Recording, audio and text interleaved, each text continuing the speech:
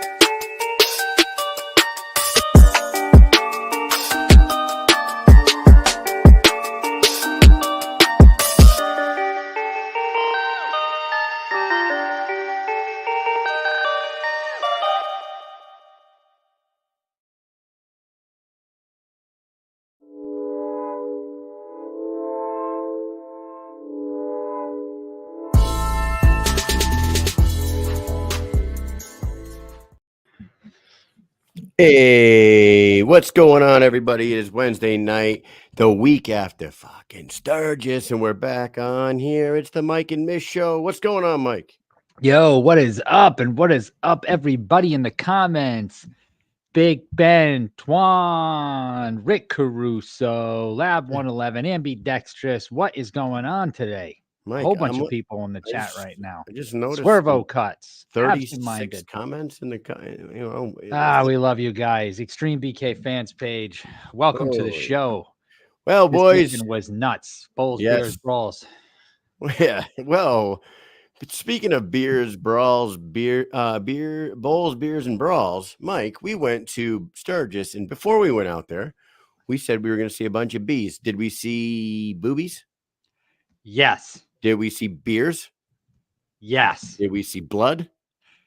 Yup. Did we see bare knuckle fighting? Yes, we did. That was there too. Any other bees? Did we see any other bees? Bowls. We saw bowls. We saw bowls. Blunts. We saw blunts. We saw butter faces. We saw butter faces. we saw. Oh man, it was we so saw many. Booties. We saw booties. That's we 8 saw bees. booties. 8 bees. Shit, man. Yeah, Sturgis, it was good. It was good. Listen, look at Twan says, "Man, I'm moving to Sturgis." Yeah, I know it was a lot. Let me tell you something, dude. Sturgis was awesome, and we're gonna talk all about it tonight. This is gonna be we're gonna have one guest tonight.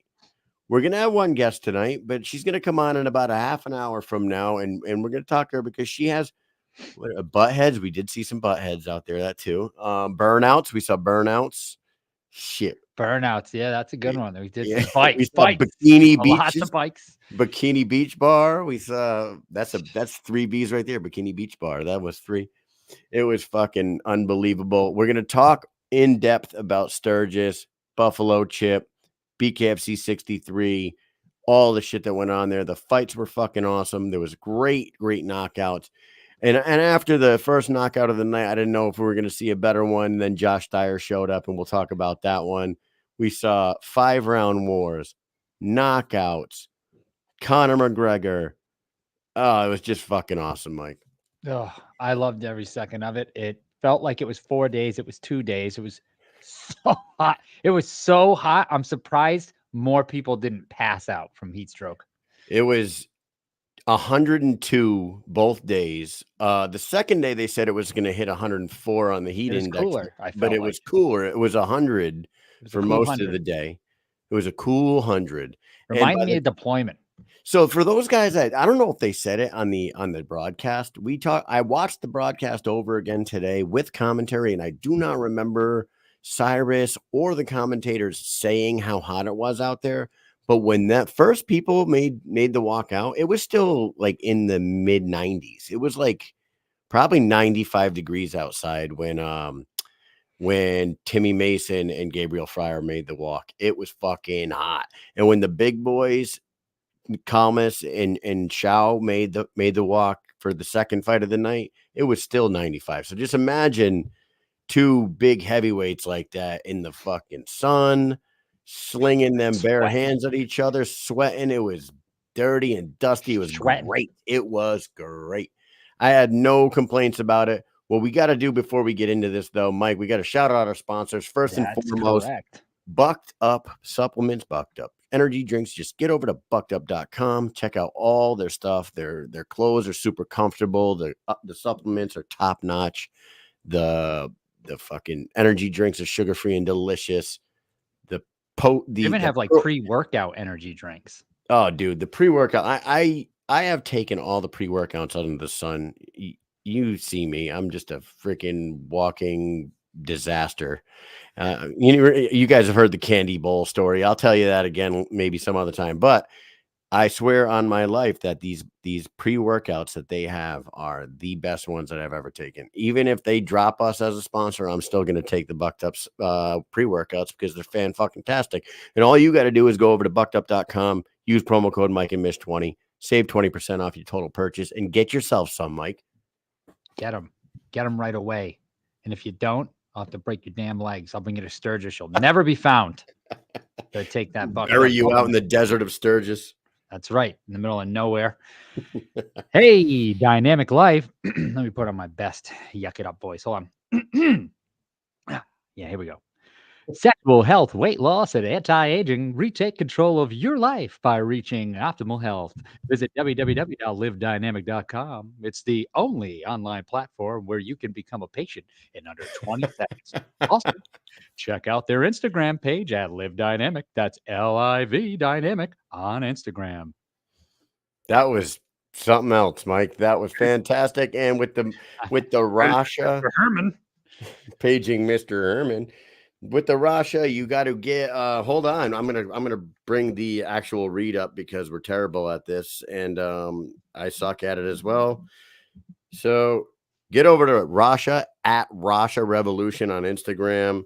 Check out the link in the bio, and all you got to do is jump on board the Rasha Revolution because it is designed to elevate your mindset to an elite, high impact, high performance championship level, or go to www.therasha.com and check it out there. It is very interesting stuff. And Mike, ever since LA, yeah, lots of shit been going on in our lives since we went into that Rasha Dome.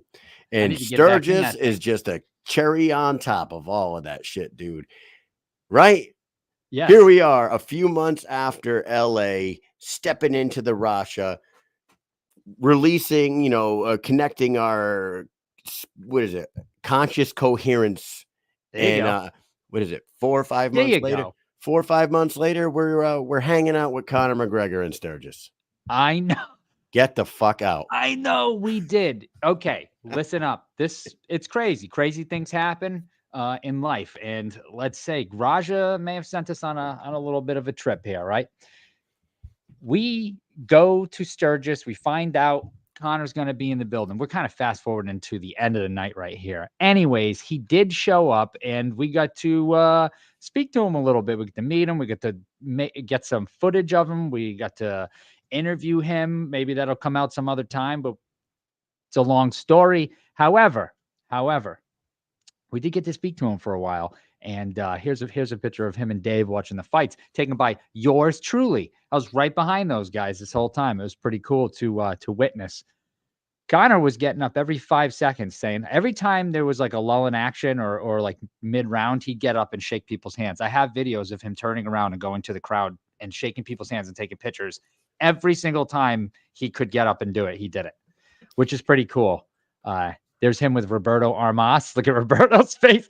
Roberto looks like a kid that he just walked downstairs the Christmas morning and there's all the presents underneath the tree. Look at his face. Yeah, it's so funny. Yeah. We got so much to talk about, dude. And hey, you know what? And before we get into the fights and everything, I do have to say that we've been There's telling one paparazzi picture of me with Connor. Mike and Connor. Paparazzi. That's an Armas. Roberto Armas took that picture, actually. One of the number one questions that people have been asking is he what's he like? Is he a dick? Yes. People ask me that. Is he like a complete dick? I said, you know what? He's not a complete dick. He was actually like wicked down to earth and was like the fucking coolest guy ever. You know why people perceive him as a dick? And we learned it this night. We did. Just picture living your life like this. Everywhere you go, you have like 80 to 100 full-grown adults with their cell phone out, just sticking it up in the air, filming every single fucking second of your life. Yeah. Follow him everywhere. Follow him to the Porta-John. They had to shut down Porta-John area because people want to follow him to the Porta-John. Literally every single place he went, a swarm of people, like grown men, grown women, were like, they didn't put their phones. It must be the most annoying fucking thing in the world. So if your whole life every day is getting taped, getting recorded by a bunch of fucking people, they're just looking for that one moment in time during the day where you tell someone to go fuck themselves or like slap a fucking phone out of someone's hand. Exactly. Or like make a face at someone like, get the fuck away from me type shit.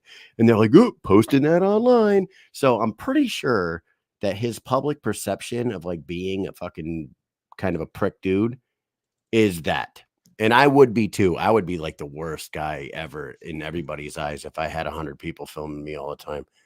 I would be probably in jail. Be losing your cool often. Oh boy. Yeah. Wouldn't be a pretty picture. That's what I'm saying, man. It's crazy. Yeah. Bowls, Beers, and Brawls says that's why he lives on the water. Yeah. He's probably feels more comfortable on his yacht away from everybody. But I will say he was cool as fuck.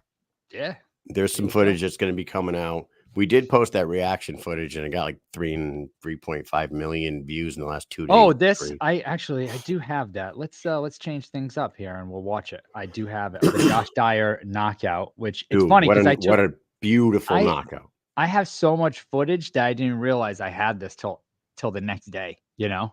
That's what always happens. Like I take so many videos and pictures, and then the next day I'm like, oh, I don't even remember doing this. And here it is.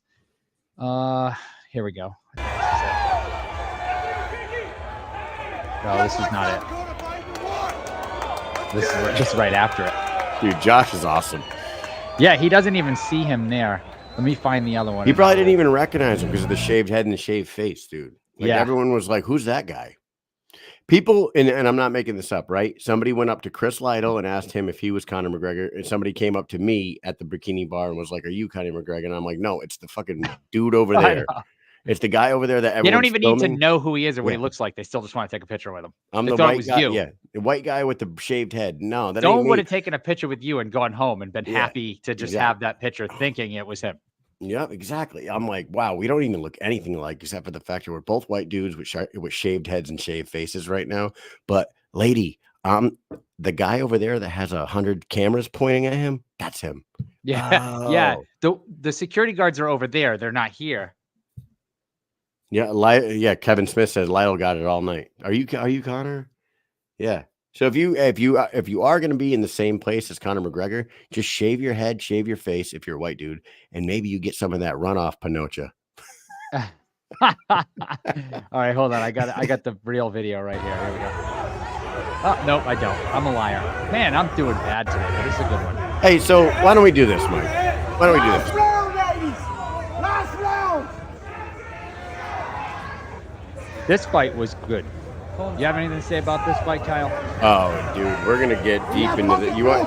Okay, so how do you want to do this breakdown? Do we want to talk about showing up there Friday and talk about the weigh-ins or anything like that, or do we want to just talk about Let's the just event? get right into away? the fights. Okay, let's talk about the main event now, and then we'll probably get back into it a little bit later with Ty.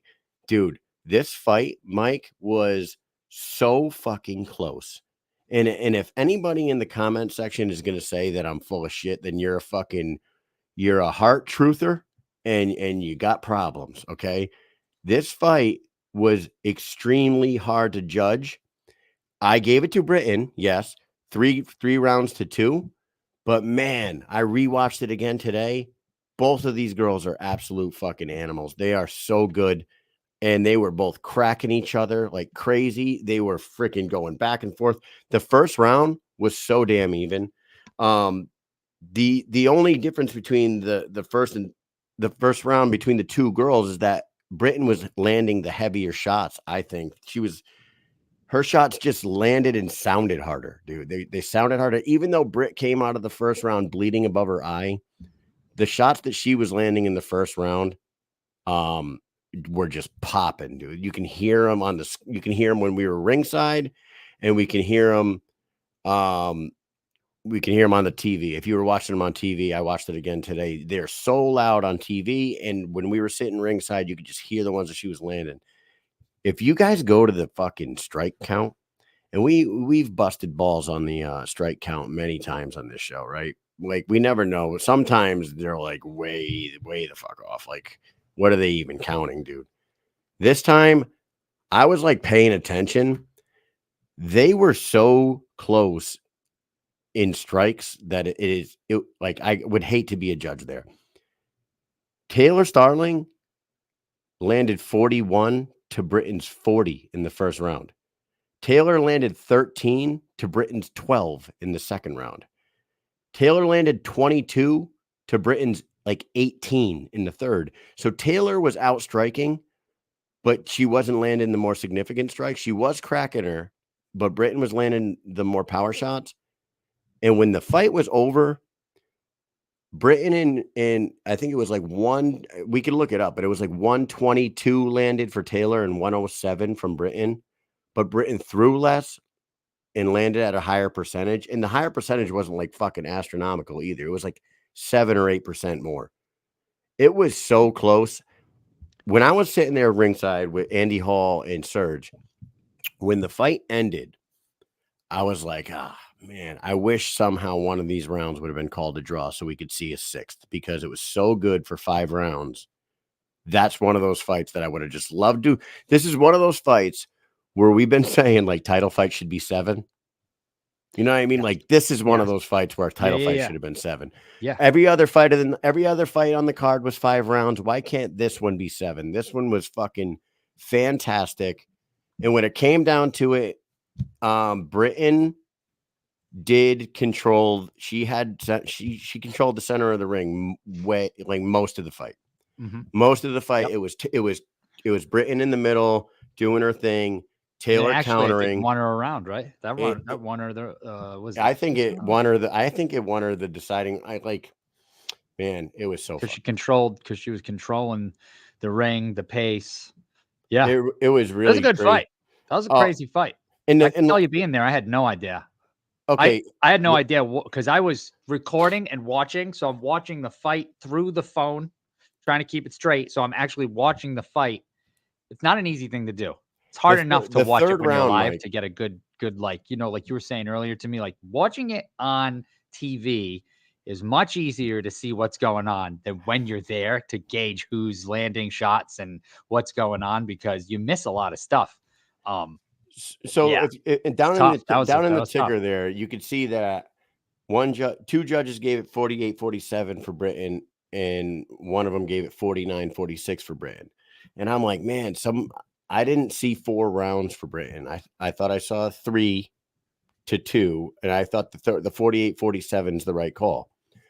The one round that I'm thinking that the judge gave that I thought Taylor won the round, but in the last 10 seconds, so Taylor, I want to say it was maybe the third round.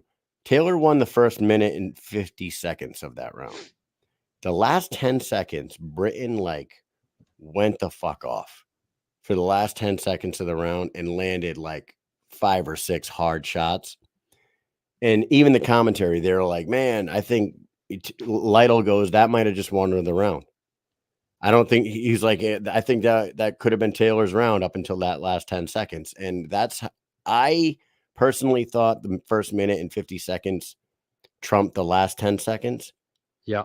And that was one of the 2 rounds that I gave to Taylor.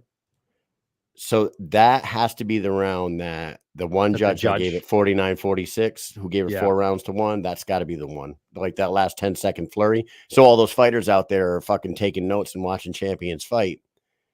That's a fucking fight IQ move right there. Britain probably was like aware that I may have lost this round, time to fucking turn it on for 10 seconds. And she did. And she actually won one of the judges over with that shit.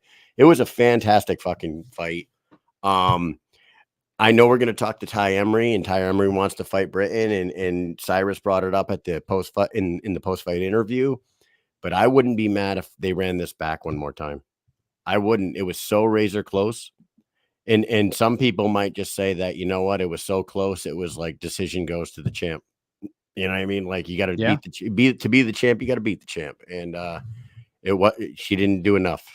Yeah, it was amazing. Howie does bring up there was damage too. More damage was done to Taylor than Britain. But not at the end. So yes, you're right. She was bleeding more during the fight, but when they cleaned them up at the end of the fight, yes, like a half an hour later, Taylor's face will look like she got stung by a bunch of bees again. But because I think Taylor just does that. Taylor swells. She does. At the end of the fight, when they cleaned the 2 girls up in the ring, Taylor didn't look as bad, like didn't look terrible, and Britain had that gigantic gash over her eyebrow. If you saw Britain, she does. I have one. I have a video of that. If you saw Taylor backstage like a half an hour later or 45 minutes later, oh my God, that girl's face, she swells up, man. Taylor's a savage. Her fucking face was all puffy. She's all smiling in the back again. Yeah. She didn't want to do interviews this time which was probably a mistake. She probably should have done another one. Yeah, because I feel like her biggest, like the biggest like meme ever from BKFC is her talking to Susan Singari after Knucklemania and fighting Charissa Sagala, saying, "I had a great night. I'll do it again." And people use that as a meme. I feel like she could have like used that, but I mean, in the moment, she's probably not thinking about that. In the moment, you know what I mean, if she would have the other night, if she would have been like aware, like conscious coherence, if she was with the Rasha, she would have fucking been like, you know what, put the mic in front of my face, and she would have been like, I still love bare knuckle. Yep, I'm a bare knuckle fighter, and I still love this. I just had so much fun, or whatever the hell she said the first time. That was so much fun. It was crazy, man. Yeah, I remember it was a great fight. Yeah. So here's this. If you want to see the cut here. Right, we got Britain's eye. Afterwards, she's celebrating that. Let me. Yeah. That's a pretty. It was a pretty good one. She got it stitched up afterwards, and she looked great. She was still smiling and celebrating. Look at that thing right there. There you go. That was early too. Yeah, it was. Yeah, it was early. And Ben asks, is that from old scar tissue? Probably. I don't know. Like once these fighters start building up the scar tissue, like Nate Diaz and some of these guys, they bleed every single time they go out there. And maybe Britain is in that boat now. Hey, she's talking to me right there because I have the straight on video of that. Yeah, Britain's a savage. I give that fight a fucking 2 huge thumbs up. That is a fantastic fight between 2 very well-matched fighters. I will say that going into that, I didn't know how that was going to go. I was leaning the champ. I was leaning the champ. You know what I mean? And she did win. But Taylor gave her a run for that belt, and I wouldn't mind seeing it ran back at all. Hyped up, both of them. Yeah.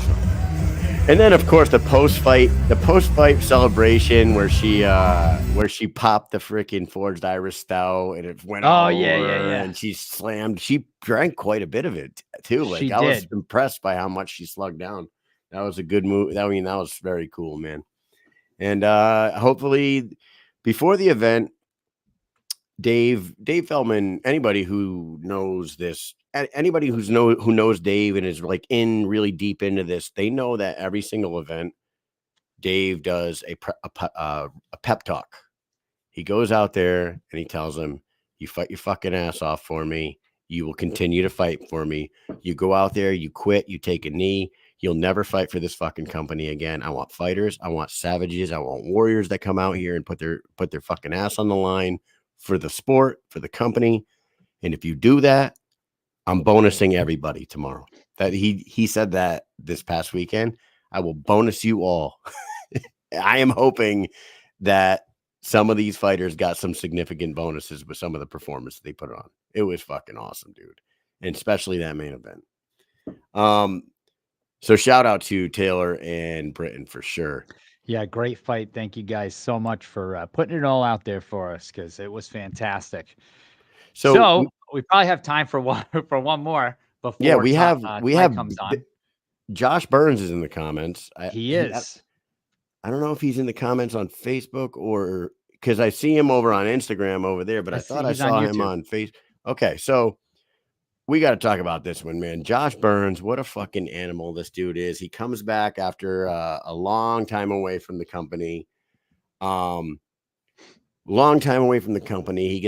He runs it back with a guy that he knocked out quick in his last time in the BKFC. And he fucking injures his leg like 15 seconds into the first round. And Yep. I'm like, no, like everybody collectively was like, no, don't have this happen. You know, both of these guys have been away for so long. This fight has such a backstory to it. We're happy to see Josh back. We're happy to see Sam back. Don't let it fucking end like this. And Josh hops around on that leg for a second. It's clearly compromised. And he fights the entire 5-round fight after like 15 seconds into the fight, busting his leg. Big props to him because I rewatched the fight again today. And I'll tell you right now, man, he might not have been able to plant on that foot and really drive through with some power. But he gave Sam a fight. And I don't know if he could have been as elusive as he wanted to be on those feet when Sam would like feint with the left hand and throw that fucking big right hand down the middle because he was doing it all fight long. I don't know. Not to take anything away from Sam because Sam did look good. He looked big. He was a lot bigger than he was the last time. I just think that like I wonder if Josh could go back in time a few days. He would try to get like on the inside and make it like a dirty boxing match so he didn't have to keep trying to move like they boxed. I mean, they stayed kind of at distance. And because they were at distance and Sam's a long dude, Josh had to move around a lot. And yeah, I'm sure he probably couldn't move forward too fast. Right. Catch him in a clinch or be close. Probably very hard to move. I have this post that Josh put up here. And so he's basically saying he got a lot of messages about the MRI. He said he had in 15 seconds into my fight, it caused he bumped into the, what does he say? Hold on. Let me read this word by word because there's some words in here that can be tough for me to pronounce. In the first round, I hit my leg on the ring. 15 seconds into my fight, it caused a fracture of the anterolateral proximal right tibia and a fracture on the lateral tibial condyle. So wherever the hell that is, we'll have to get a doctor on here because I have no idea what that is. So all his tendons and ligaments are intact, but after hitting the bar 15 seconds into the fight, we fought on a broken leg for 5 rounds. So he said, this is no way diminish Sam's win or great performance because I chose to continue. And as old school dog ass fighters that we are, we fought it out. So pretty damn cool. Yeah, man. Continue that fight because I mean, you train all this time and you go out there and then that happens and Dude, Josh, you know what? And I Kind of rewatched stinks, it as I was watching this afternoon. He looked real good in the third round. Even with the injured leg. I don't know if like he got like a little jolt of energy coming out of his corner after the second round, but Josh looked fucking ferocious in the third round. He looked good in that round. Yeah, so props to both of those dudes. They both put on a good show.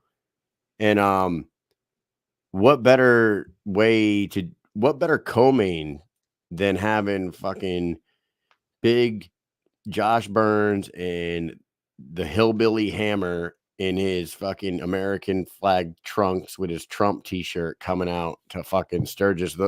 He knew how to win over the crowd, that's for sure. You know what I mean? Yeah, definitely. That crowd, you know what's cool is when people get hyped up there and they're on the motorcycles and they start revving it up. That shit was so cool. Because they would get so hyped up, and all of a sudden you hear one person revving their engine, the crowd starts yelling. All of a sudden you hear another one and another one, and then you got like 15 people just revving, and it's wide open. You're in the middle of nowhere. It's like hills and 600 acres of just debauchery. And there's a place called Camp Zero, right? The place called Camp Zero. You said there's hills. Those hills have eyes out there, Mike. Yeah, they do. Yeah. Something's going on there right now as we speak because they're there till the 11th. So if you go out to Sturgis, check out Camp Zero. It's like Mad Max fucking Thunderdome out there. It is. Dude. Yes. It's like Island of Misfit Toys meets Mad Max. It's the craziest thing ever. Crazy. Somebody was like, you might want to go check out Camp Zero. It's not so policed. I'm like, what do you mean? Yeah. They're like, what do you mean? They don't really check on those people over there. Like they kind of do whatever the fuck they want out there. I was like, oh, Mike, let's go to Camp Zero and check this place out. And we did. And there was during the day, it was before the event. We went out there and there's like monster truck wheel motorcycles.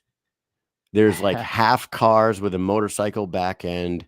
There's couches with motors, people riding around on fucking couches. There's a king's throne chair with wheels with a motor, like move, drivable. It was like there's a mechanical bull that was a dick. It was called I'll bring the Magnificent Member. I forgot about that until we just started talking. So I am definitely going to bring that up. Yeah, the Magnificent Member. The Magnificent Member at Camp Zero. Yeah. I don't know, man. You fucking be ready to scrap if you go out there. Yeah, I feel like it's wild out there at night. They had it was like a pickup truck racetrack on the hills. They don't do the pickup truck racing anymore, so they were using like the little scooters. Yeah. They were riding. They were riding like mini bikes. They were riding like little mini bikes on these tracks out there. It looked like so much fun. I would totally do that next time we go out there. Yeah, I really wish I had one of those. Flying around that place. Did you guys? We didn't make it to the Full Throttle Saloon, guys. We were only there for 2 days. We went to Kickstand. Yeah, we went to a place called the Kickstand. We So here's the thing. Like we got out there around 10:30 in the morning on Friday. We got on a plane like first thing in the morning from Providence. We made it out to Sturgis by 10:30. We got picked up. We didn't make it to our hotel till like 11:30. And then we were like getting our stuff all squared away at the hotel. And these guys, there was minimal shuttles and we didn't have a rental car this time. So they're like, can you guys jump on the first shuttle at 1:30? We're like 1:30. Isn't that like 5 hours before the fucking weigh-ins? They're like, yeah, but you guys can walk around at the Buffalo Chip and like get the lay of the land and shit. So Mike and I were at the Buffalo Chip at like 2 in the afternoon, 1:45 in the afternoon until I had like 15 waters until like 4:30. It was like some wicked late time at night. There it is. Ride. It's a bull. It's a mechanical. The mechanical bull. It says ride the Magnificent Member. I've never seen that before. Yeah, that's at Camp Zero. Just a little bit of what you get to see there. They had. What was a couch with wheels on it? Shit was crazy. Yeah, it was crazy. Yeah. So make sure you guys do all this shit, man. They got an awesome place called the Bikini Bar. That was where the Grunt Style. Shout out to Grunt Style too. Grunt Style after party. The grunt style guys took care of me and Mike so well out there. They would throw us on their golf carts and give us tours around, bring us to the cool spots and whatnot. Yep. That's why I wore a grunt Let style us into shirt. the VIP parties. We Yep. got some food after the event from them. It was Mike, I awesome. sent Much you appreciated. I have a video of the 4-toast salute that we did, and Connor was there. I have a video. I just sent it to your phone. I don't know if you could do something with that. Yeah, but while we're doing that, and while we're waiting on Ty, let's go back to the fights, because this fight doesn't have a ton to talk about, but it does have a lot to talk about, like what goes on after this fight. Josh Dyer. Oh, I have put that. on, I finally, third time's the charm, they say, Kyle. Josh Dyer had the best knockout of the night. And I thought very first fight of the night, Timmy Mason knocking out Gabriel Fryer was going to be the best. I was like, man, knockout of the night right there. First fight of the night. No. If you rewatch this Josh Dyer, like step back, counter right hand, fucking moonshot that he gave Albrecht. Wild Bill Albrecht. Dude. I don't want to talk bad Ty about Wild Bill, but dude, she's flat underneath the row. The row. Oh, my bad. He straight up flatlined Wild Bill, and it was. I have too many videos in the queue. Yeah. Okay. My bad. Let me play this video real quick, and then we'll bring her on of Dyer. We say third time's a charm. I screwed up twice. Let's see if I can get this right the third time. What do you say? Here we go.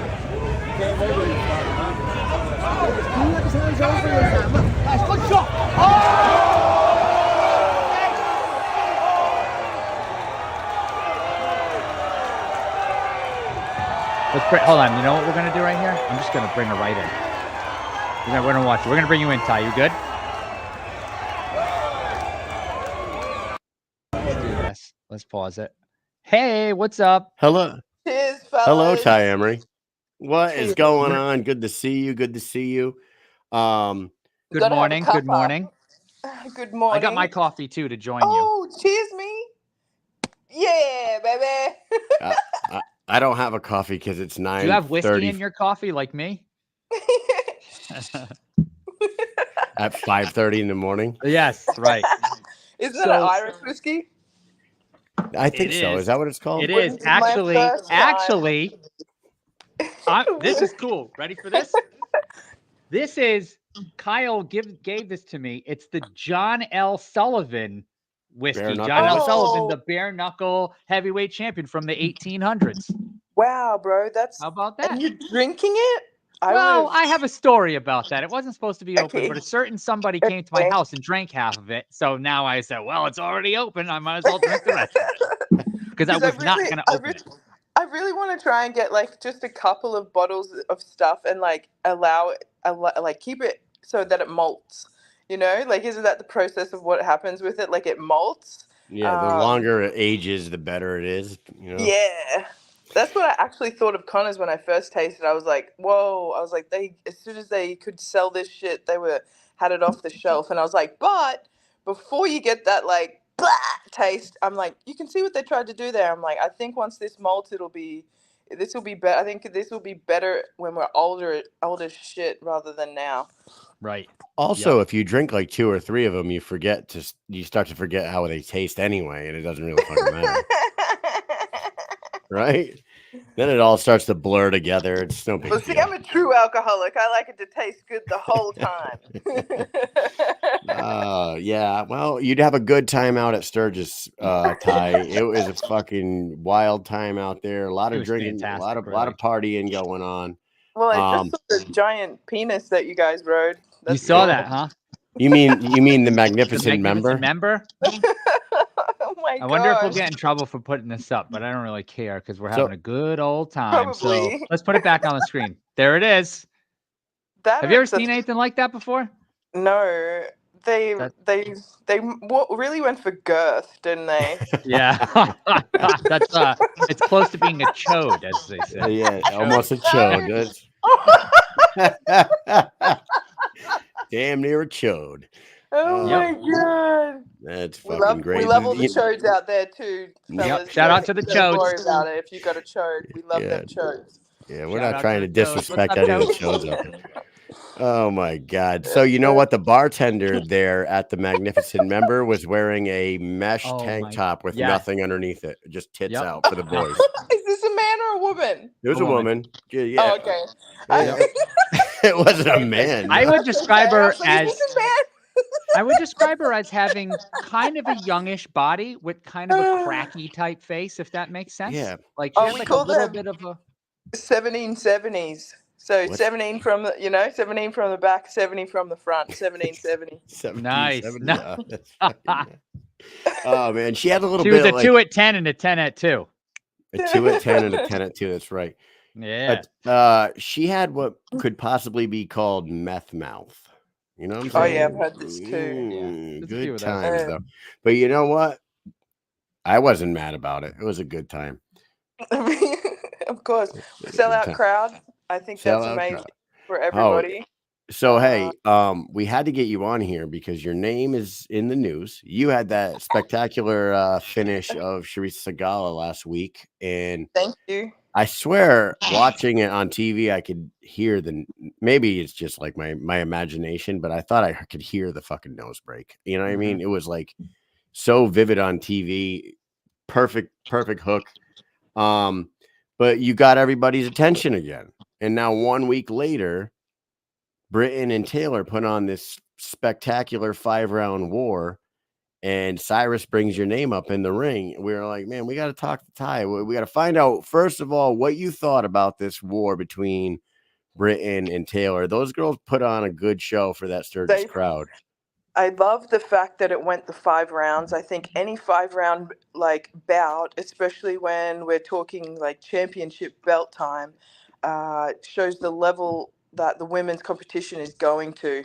I love that something is being when anything's pushed to a 5 rounds, you know that one, you're getting put on like a show put on, and two, like it does show where like the skill level is coming up. Taylor's punch count was obviously up there, but then it also showed the IQ of Britt. Like, how many times has she defended this belt?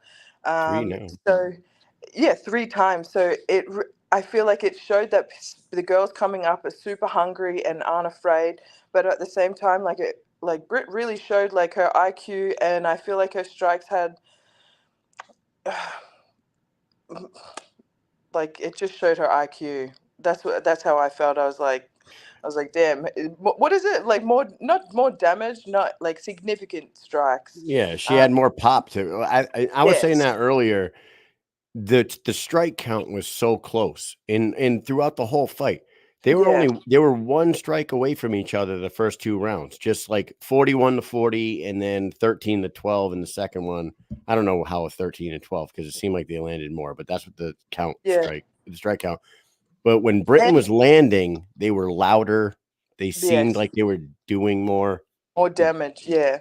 And like the sheer fact, like ladies is the main event. Like, what is this, our second time? Like, wasn't Christine the first woman main event? Am I right or am I wrong? Maybe Beck. It could have been back in the day. Like maybe BKFC when they went to Mexico, wasn't she the main event, or was Leonard Garcia?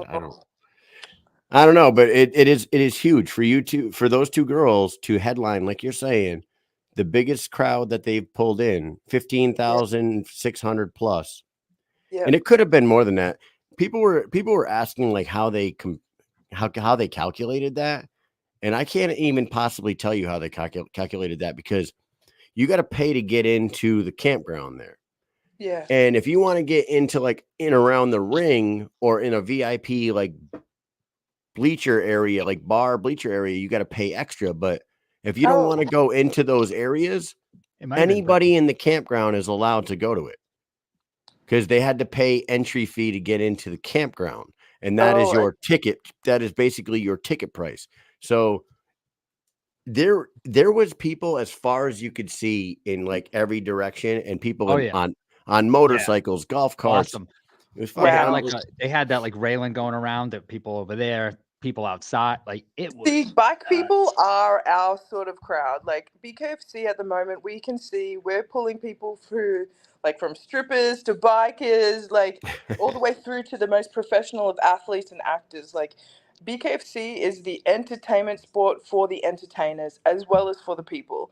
So I love that they kind of even did the bike show because, like, come on, guys, that's a really big crowd, like, for people who like love our sort of, yeah, and our like family feel. It's like perfect for that. I guess they would have done like a count, like they have to do a count for any sporting grounds, like for anyone. You can only have a max capacity for safety, so I'm sure somebody has some numbers somewhere. Yeah, yeah. Well, it was massive. It was huge, and like you said, for Britton and Taylor to go the 5 rounds, and you know what? For 5 that rounds. crowd, the last, well, no, Josh Dyer knocked out Wild Bill, but the fight before Josh Dyer went 5 rounds. The co-main went 5 between two giant heavyweights, and then the girls went 5 rounds in the main event. So the last 4 fights, they got to see 16 rounds of violence to cap their night. And you know, Yeah, one thing else, Ty, a lot of people were negative about booking the show at this location because they're like, a lot of people are like, what are they doing putting it there at a biker rally? It's going I to be think so because they're violent. dense. That's what I say. Yeah, it's because they have a fast case of the slows. That's Ty, correct. they're not the smartest people. We went around that place. Everybody was so fucking cool with each other. There was like nobody fighting It anywhere. was the Everybody was best. cordial with each other. Everyone was just out yeah. there to have a good time. And that's why I think they're going back. I mean, they're definitely going back next year. Well, sure, because it's a community. That's what you want to build with BKFC. We're wanting places where it's a community and it's an annual thing. Because when something goes from an annual thing, then they know they can maybe go 2 shows in that place, like 3 shows in that place, like spreading them out. We're building a community and we're gathering everybody. It was something else. Now, back to that fight and now you being involved. Would you be upset if they ran that back one more time before you got a shot at Britain? What are they already talking? Like, I were you wouldn't be surprised? no, Were you I wouldn't surprised to hear Cyrus call your name in I the wasn't interview? I wasn't surprised, but at the same time I was, because it's given her one question, put the belt on her, given her one question, and then after the one question they've gone, so we've seen Tayamery, like, Tayamery's coming for your belt, pretty much, like, what's the best way to like stir someone up? You just like, I remember I was like, oh, I was like, he right, but I was like, Yeah, that must make you oh, really happy when you hear that. You're like, ooh, you get giddy. I was like, oh my God, that's so disrespectful. But yeah, baby. I was like, oh shit, they just took her moment. Yeah, I baby. And know that. you're like on the seesaw. So Britt and I spoke. I speak with most of the girls. I'm. I would never purposely go, I think you should do it in this moment. Like, I'm not like evil. I know how much like of our passion, blood, sweat, and tears we all put into receiving those moments. Yeah. Um, but at the same time, like, this is show business, so we all have to also respect what BKFC like want to do. And at the same time, like, I did just knock out Charissa Sagala, so for them, they know, hey, And the big man's that was a coming. straw weight fight, right?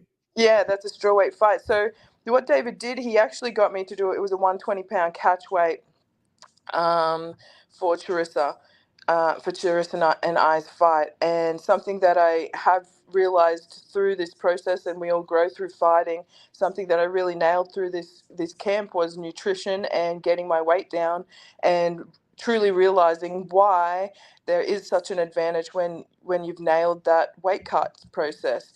I got my weight down, and then in the fight I was the dominant, and I completely understand why. Now, also during that, I came in underweight, and I also ate a whole ton of food, um, which I think it was like 16 eggs or something the day before. This is crazy numbers. So hence why I threw it out there. I was like, hope you like the performance. Like, I hope it represented BKFC well in Japan. I absolutely am so honored that you guys chose my name. Like, I get to go down as a legend. Like, who doesn't want to do something like that? And then I also winked and said, I definitely believe that I'm a 120 pound and 115 pound fighter. Put a little winky face. And then, then they just throw me in. So, like, if they're going to run it back, of course, that's what we all want to see, because I'm sure that, like, the Taylor fans, we've all seen them completely just throw up in arms, which is cool to see that too.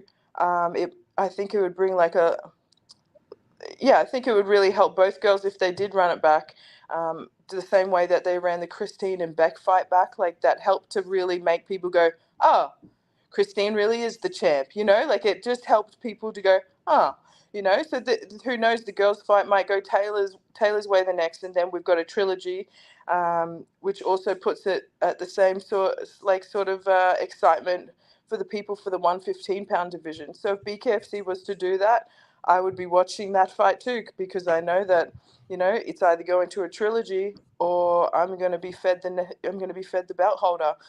So either way, I'm excited with both. It doesn't stop my path. It doesn't stop my mission. It never has, never will. Doesn't matter what face it is. Like, doesn't matter Are what face it you is to me.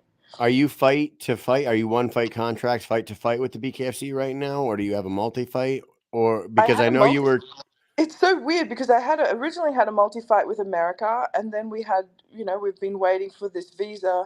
So thanks to those guys involved, you know who you are, who you messed with me. Anyway, from that, it got a bit weird. Not weird, but it hasn't been super clear, just because I was, helping the guys in BKFC Asia, and then kind of went down that route. And then now Japan. So I think I'm contract to contract. I'm actually have a meeting in the next week, in next 2 weeks, with a new management team. They're flying me out to Mexico, going to the Floyd Mayweather fight, and going to be representing BKFC, myself, and the new era of what I'm going to be taking on in the fight industry, in and out of the ring.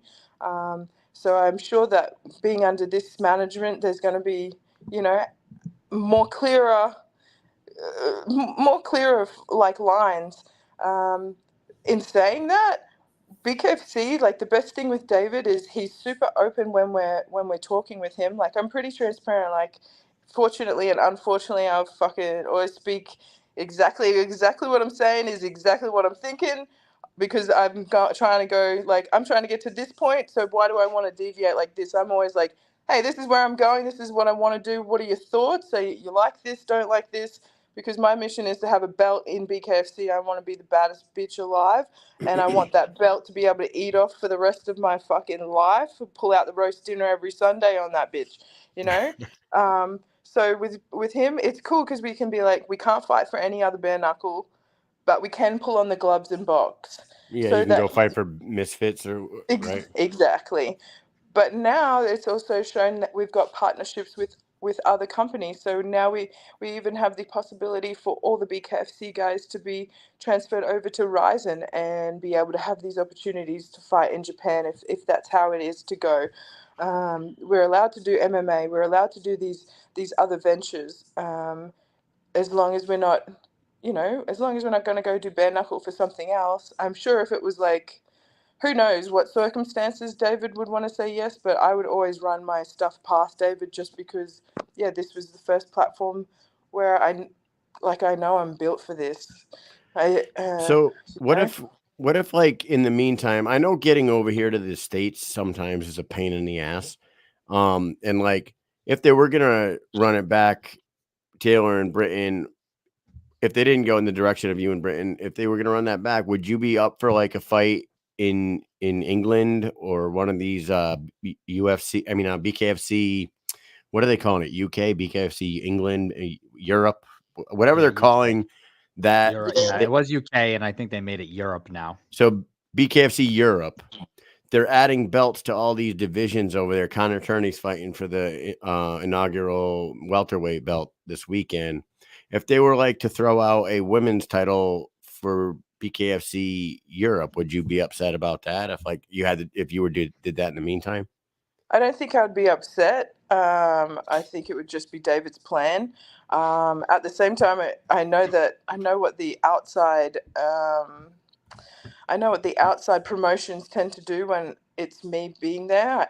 I think I found that out in my second fight in Thailand. And I don't think I can be upset about anything because it's like David's storyline, you know. But I do know, like right now, they've thrown my name out for the belt for America. So even just the hype alone for that, I know I've got a lot of like new opportunities coming through. So whether David puts the American bout or the UK bout like in front of me, would I say yes to the one in the UK? Well, I would say yes to it if it looks correct, like against what I'm about to find out in the next 2 weeks with my management team, and that's just the smart thing. And I'm sure that David would agree with whatever I've got lined up and coming up. If all of it resonates and it seems better for me to do the outside bout, then sure. But if I've got other opportunities where we both know it can, one, build my bank account, and two, put me in a bigger spotlight, David would also agree, like, it's okay for me to wait to take the fight against the American belt holder, whether that be Britt or Taylor. Because why? Like, they just got me off what, a 1.5, 2 year like ban, like off the seat. Like, I don't think time like really matters if they're like, oh, well, we want to get you in there. Oh, okay, well, let's like rush, and I think we should be making some decisions that better myself. I think I don't know that's smart. who would challenge for that European title against you right now. I Shah. don't think I think Shaw's Shah's out crazy. there, but would I they have think a Mel title Shah fight would right now? definitely be pissed if it wasn't me versus her. Right, but I'm thinking like, do they break out a title right now for her to fight you? I don't Yeah. know if that'll be That the would just be a choice time to filler, make. I think. Right. Well, But you know Yeah. what? Britain had told us, so you guys could put all the pieces together. Like Britain had told us that one of her bucket list things was to fight outside of the United States. yeah, true, it was. David was having meetings back around like Christmas time. He was out in like Dubai and like Abu Dhabi and places Yeah, I like met that him. having I meetings. met him in Dubai. See? So Bro, maybe it's like meeting Santa Claus. You get me? I was like, it's real. At one point, I was like, wait, Dave, can I like lift? Can I pick you up? I just want to see how dense he was. You know, like, are you real, bro? That motherfucker better not be a fire because he's a sturdy little one. well, he could fight. He could Yeah, he can scrap. fight. What I'm saying is like maybe a fight card in the Middle East now that Connor's on board and they're expanding worldwide. Yeah, I'm sure it's coming. Maybe those meetings back then and with Connor on board and whatever, Britain checks off a little check on her bucket list, fight outside of the United States. They put a fucking event in Dubai, and maybe that's where you two scrap. Well, maybe that's where we scrap. Would that be counted as an exhibition, or does that count as a I belt? don't think so. No, Get me? she would bring her world title over there, just like Tony Soto's bringing his world title to Spain and defending the actual world title against Tenaglia. It would probably be that Britain puts her world title on the line against. Is he defending the title? Yeah. So then that takes out the Taylor trilogy. So right, if they don't run that back, we're just playing. See, there's like so many options right now. We know there's so many options for David and Connor to like choose. Oh no, it's for the vacant and title, That's right, what I'm Mike? saying. He's not Yeah. he's not a He title don't hold holder. it. I'm sorry. He don't but the world title is being fought for in Right. Spain. It's not fought for in the United States. Oh, okay. So Hey, I'm down for whatever they throw me. I don't, like I said, I think you kind of like at a point where you have to play out like their storylines, and we can't be like overly too demanding because like Dave is going to just be like, well, you know, who's a good worker? Someone that does what they're told and is a soldier and just gets on with the show. But at the same time, like I know with the team that I'm about to sign with, that there's going to be other opportunities that are not only going to, in building myself, it's also building the branding of BKFC. So as long as everything lines up, I think that's the smarter thing for me, whether that is being like, sorry, I have these other opportunities, I'd rather wait for this, or it's like, let's go, you know. there's so many options right now. Like the world is my oyster, the world is BKFC's oyster, and I think we're all wanting, like, I want to be the biggest thing in BKFC, as does everyone, and I want to help BKFC be one of the biggest things, and that's David's same goal. So I'm sure that, like, when you look at something and you're a businessman or you're like in it, everybody wants the same thing. So Well, um, we got a chance to talk to Connor on Saturday night after the fights. And I'm going to tell you, this was a few minutes where he wasn't being bombarded by people. So we got to really hear his thoughts on the brand. dope. And he talks about it the same way that Kyle and I talk about it here. He's at the point, obviously he's invested. So he's already come to this conclusion, but talking to us, he explained how, like, he started watching it and then he realized like how much he liked it. And then thinking about people watching it, fans that love combat sports, of course, they're going to watch it because it's fun. It's fantastic. You can watch it, whatever. But it's the everyday, they might not be combat sports fans, the casual fan, somebody that you might invite over your house for a watch party or something like that, that they don't pay attention to the screen unless somebody's about to get knocked out or they hear the commentators yelling and everybody turns to the TV. Otherwise, they're not paying attention to it. This sport draws everybody in because you don't have to understand anything but punch in the face over and over again until somebody gets knocked down, right? It's that easy to understand. And so he sees this and he's like, this is the next big thing. This could be bigger than anything because it could take in everybody. Combat sports fans, casual fans, people who are not combat sports fans, they can watch it. They can leave happy and they don't have to pay attention to the rules and understand jiu-jitsu and wrestling or any of that. And he's like, we're taking this to the moon. I love this thing. It's fantastic. And it's going to, like, he's all in. Talking to him, I believe him when he says he's all in. He said that he was excited too. He said, we're taking this shit to the moon. That's what he said.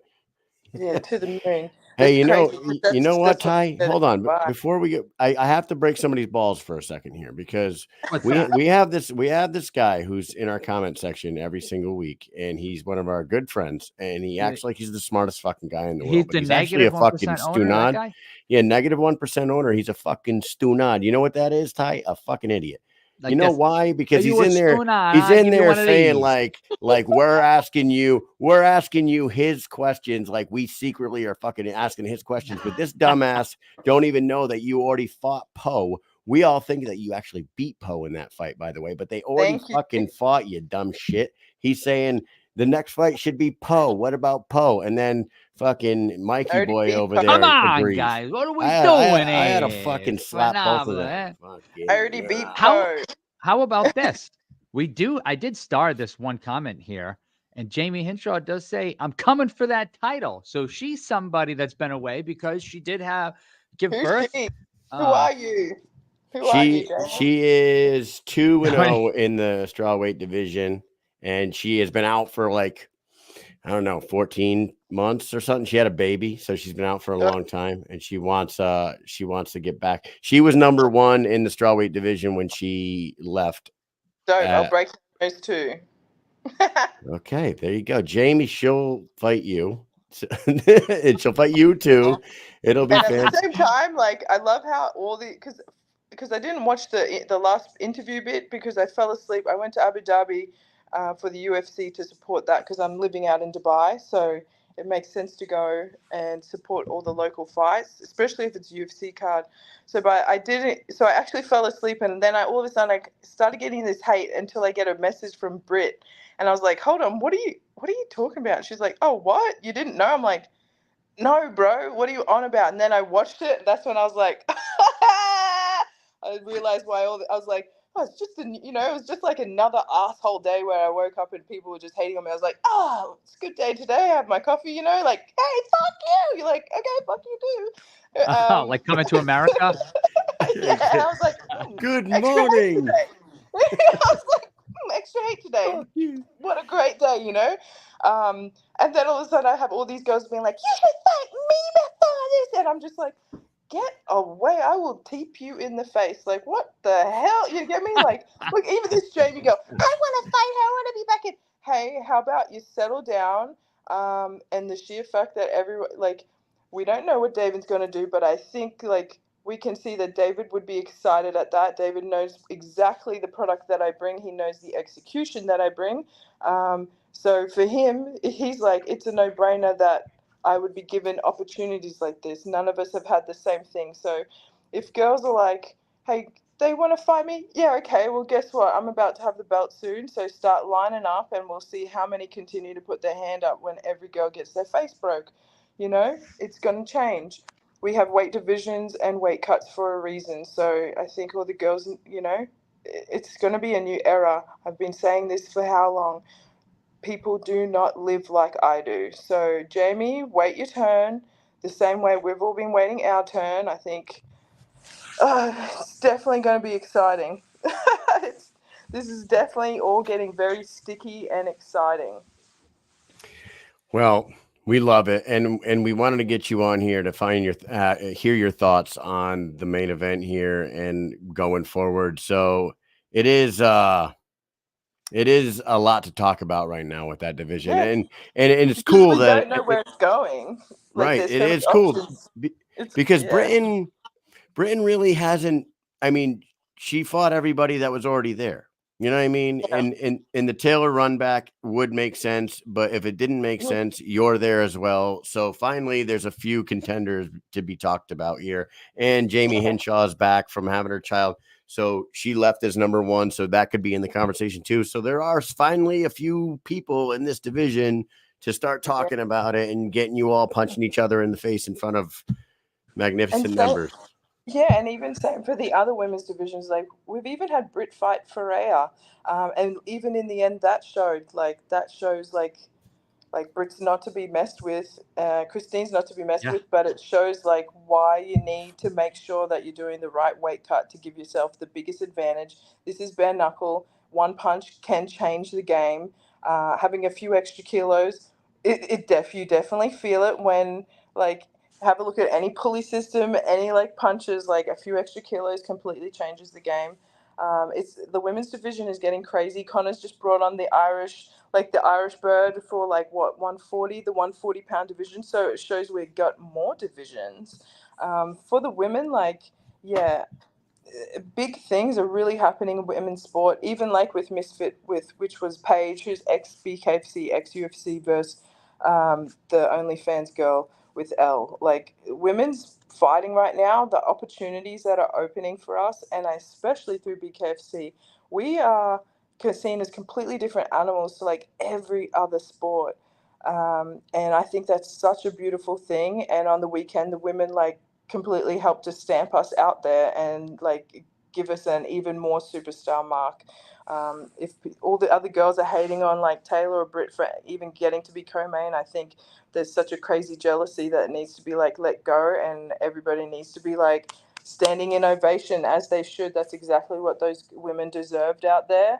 I'm so proud of them. I'm proud of them, what they've done for themselves. I'm proud of what they've done for their kids, and I'm proud of what they've done for the women's division and for BKFC. I love it. The everyone loves the girl fight. Like every single time. So every time Mike and I are like having a watch party at the Mohegan Sun Casino here in Connecticut. When we're not going to events, we'll host watch parties. The first question, literally, and I know it's because guys love watching women do anything, but the first question out of their goddamn mouth every time, I'm like, yeah, well, you gotta come up to the watch party on Friday night at Mohegan Sun. They're like, is there any girl fights on the card? Yep. Be like, Yep. yeah, there's one. Be like, And fuck yeah, all right. They like get excited to even see when you say one, they go, just one? yeah. Wow. Every time. It's always the follow-up. Only one? Yeah. It's like, yeah, and then I have to explain, like, there's not that many girls, there's not that many females still that are fighting building. bare knuckle yet. We need more. We need more. Recruit your local female bare knuckle fighter, please. We need more. Ty Emery wants to punch more people in the face. That's what I tried to tell people. I'm like, okay, they always talk about fighters being the 1%. And then I always tell people, I'm like, yeah, I'm a part of the 1%, but I also think I'm a part of the 1% of the 1%. Yes. And that's the truth, because there really is not another species walking around like myself or like some of these other girls. You are right. You guys are all amazing, and like the chat saying, the girls are usually the most exciting fight on the card, or they bring a different energy every time they go out there.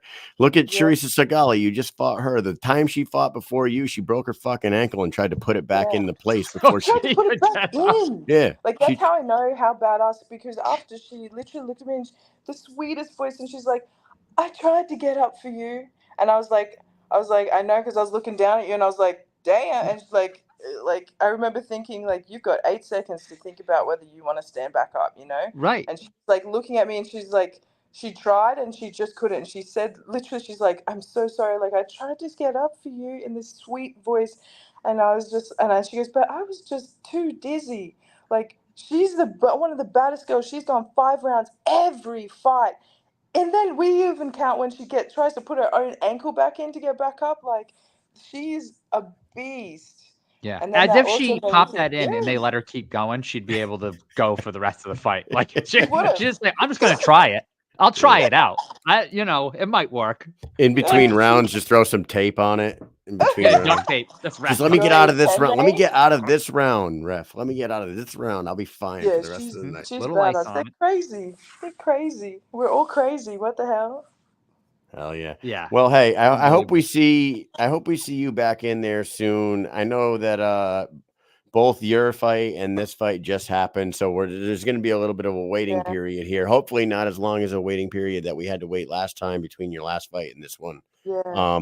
But thank you so much for coming on the show. You're a great guest every time, very insightful. Do you have anything else you want to say to the people watching, or to David or Britton or anybody like that before we let you go? Guys, I'm excited to be back. I absolutely know, like you said, we change people's perspective. Being in Japan, I went from people being like, never, I hate bare knuckle, to people being like, I'm so sorry, I watched and now I'm inspired. Like, we are literally changing people's and inspiring people from like show to show. So I'm excited. I'm excited for the future. I'm glad to be building with BKFC, and I'm excited to be representing myself. I'm like, I want to thank me. I want to thank me. I want to thank me. No, thanks for having me on, fellas. It was worth waking up. I always love speaking to you guys. Thank you for coming on, Ty. And 5:30 in the morning, getting up right? at 5:30. No. Is that what it really is? 5:30 right now? Yeah, well, now it's 6:09. Now it's 6:09. So, hey, we totally appreciate that. I thought you were still in Thailand, so I thought you would be at like 9:30 in the morning, 10 o'clock in the morning, but no, it's all good. Hey, this is work, like, oh no, I have to wake up at 5:30 to do a podcast, on my friend's show that is building this show that I love. Like, what? Shut the fuck up. Wake up. You're awesome. Thank you so much. Mike, you got anything else for Ty before we let her go? Everybody, Ty. Jesus Christ, you're fired. I gotta go to bed. I've got 6 hours. I've got 6 hours. I called you Ty Stewart just now. Jesus Christ. You know how much I think I've gotten like 5 hours of sleep in the last 4 days. So please excuse me. I apologize. Ty Emery. Oh my God. Ty Emery is going to be fighting soon. You better be damn watching, because it's probably going to be against Britton Hart for the title. I can't wait for it. I know that Kyle can't wait for it. The people in the comments are going buck wild. Hey, I cannot wait. Thank you so much for coming on so early. I know you said you don't mind, but hey, we appreciate it, of course. And, we'll see you again soon. Everybody else, stay tuned, because after this, we will continue talking about Sturgis Bike Week, BKFC 63. Let's go. Hey, have a great day. See ya.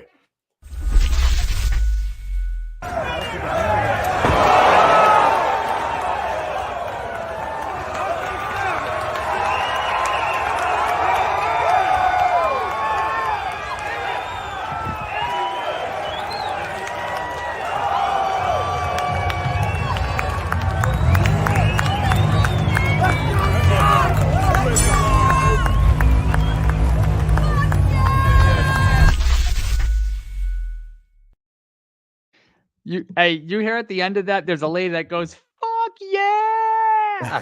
I was listening. I was thinking about how cool that video is because of all the motors revving in the background. Start hearing them. Yeah, they start getting, instead of clapping, they're row, row, row, row, row. How the hell did I get to Kai to Ty Stewart. How about that one? Yeah, that was funny.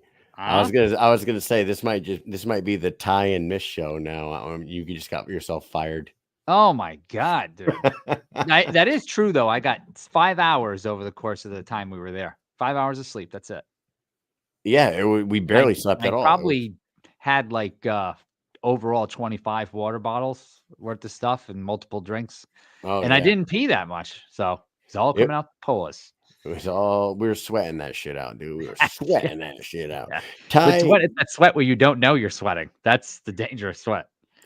you know, Kai Stewart was at the event. Ty Emery was just on our show. Both of them know how to talk when you get a microphone in front of their face. We talked to Kai Stewart out there like he does every single time. He shows up at every goddamn event. Yeah, dude, I say it all the time.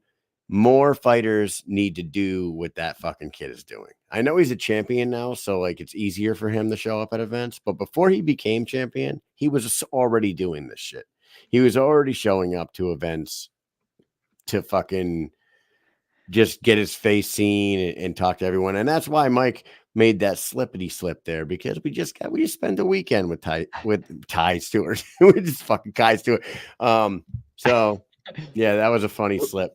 We have somebody new watching the show right now, and look at Kelsey Ogden says, I was one of the ones screaming "fuck yeah" over and over. So maybe that's who it was. Cool. Somebody said "fuck yeah." Fuck yeah.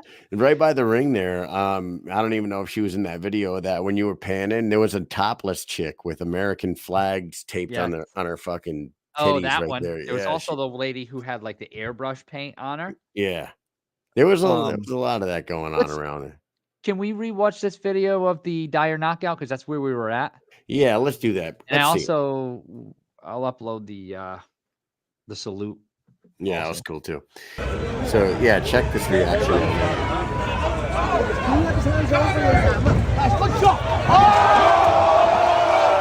Connor misses the back handspring. Ready? He looks away. Yeah, he misses the flip. Like right at the second he does it, he looks away.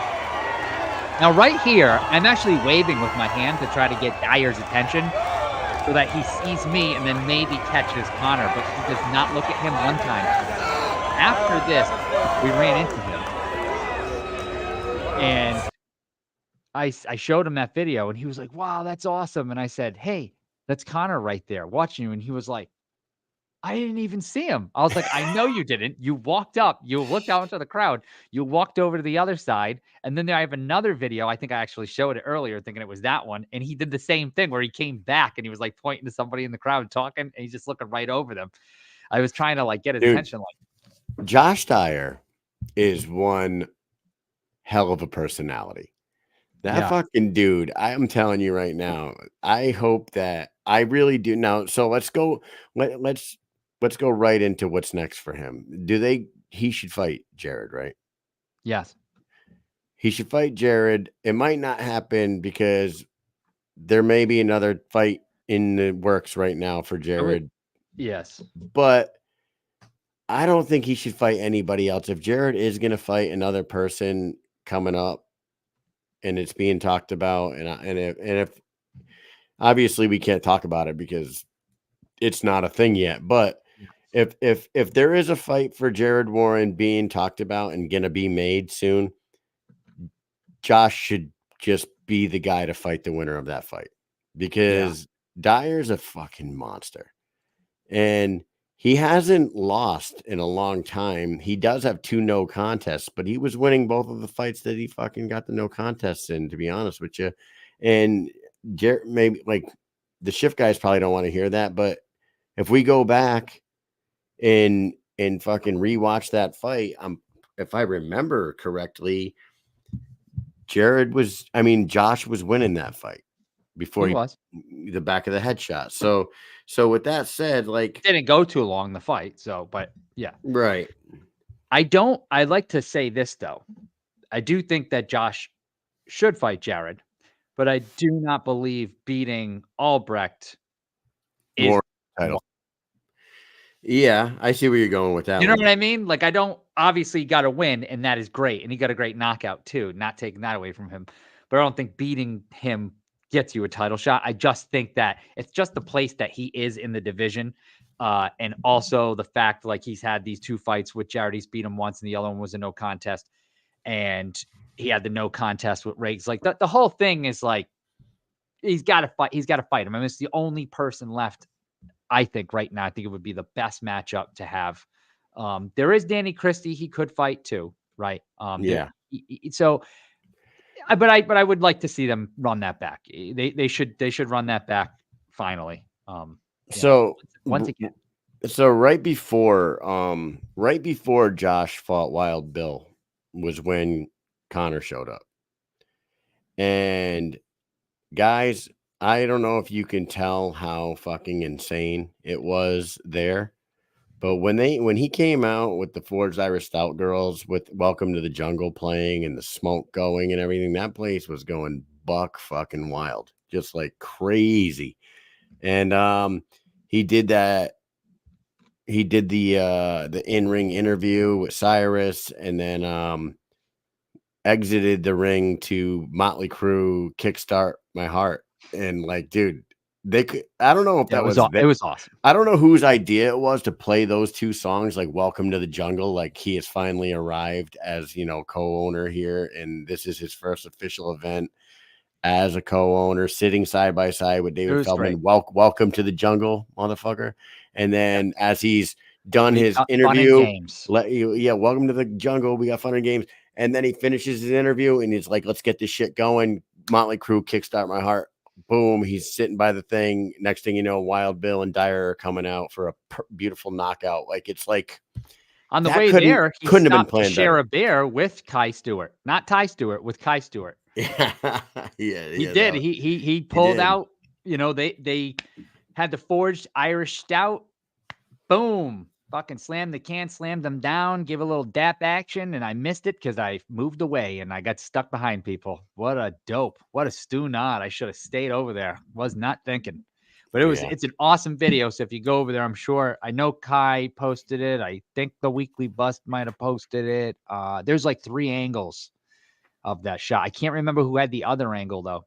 But yeah, it's a pretty cool shot. It was, dude. It couldn't have gone better. That couldn't have gone better. I mean, the whole event couldn't have gone better. And we have a few more fights we want to talk about real quick before we go too long tonight. I wanted to see that for the toast. Let me just tell people about that. So I'm wearing the grunt style stuff because I talked about how cool the grunt style guys were with us out there. And I got this hat and this, these fucking dudes.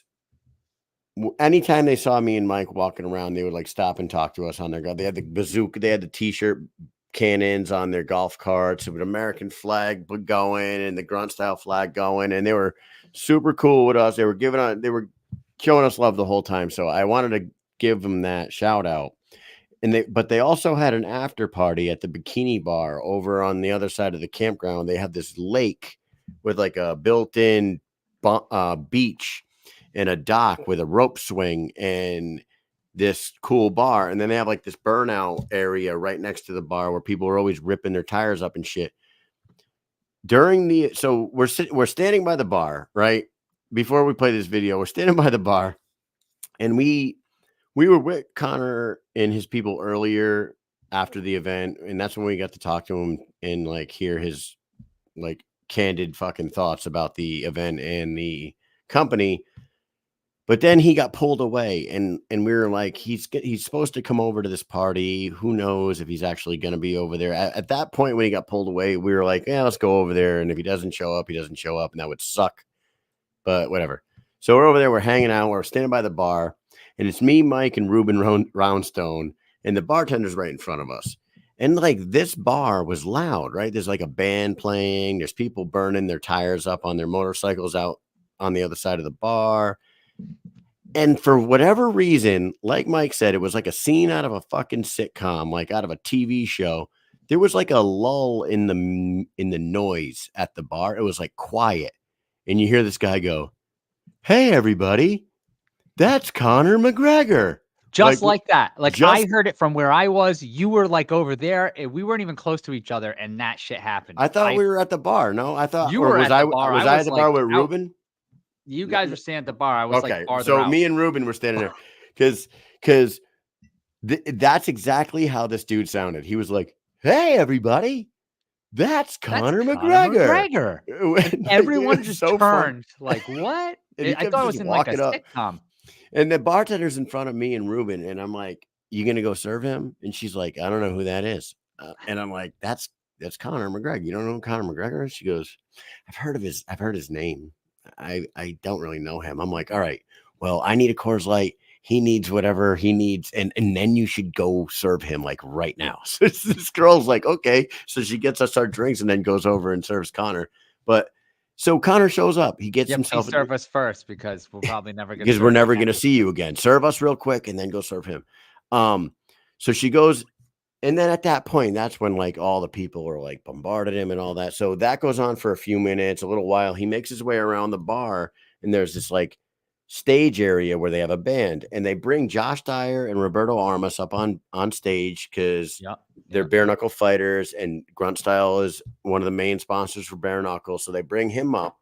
And the crowd's in front of them, and they do this. What we're going to show you here, they do this toast, and it's a cool shot because Conor walked out there into like the crowd with the people, and got himself a drink and like did the toast to the troops with us. It was really fucking cool.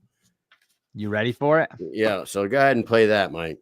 Well, something we do at Grunt Style is we have a 4-toast salute, and there's no better way to start this evening off than toasting our boys and girls in the military today. So ladies and gentlemen, if you have a drink, put that up high.